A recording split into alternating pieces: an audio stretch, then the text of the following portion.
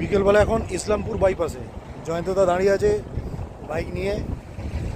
গাড়ি একদম চালাতে পারছে না, শুধু স্লো হয়ে যাচ্ছে, মাথা গরম হয়ে যাচ্ছে আমার। স্লো আর চালানো ভালো, বেশি তাড়াতাড়ি চালাতে গেলে একদম উপরে তাড়াতাড়ি চলে যাবো। কী দরকার, আমি মনে মনে তো আসতে চাই না। দিলাম দু হাত পা নিয়ে একটা ট্যাঙ্ক বাড়িতে রেখে যাবো, বাড়িতে নিয়ে যাবে হয়।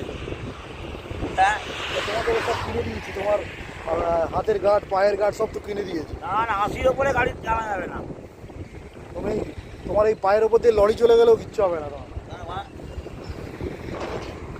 একটাই পা গালাগালি করছে, দেখো সবাই গালাগালি করছে।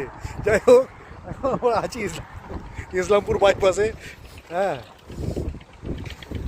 দেখি কত দূর যাওয়া যায়, মালদা অবধি যাওয়া যায় কিনা, তারপরে আপডেট দিচ্ছি।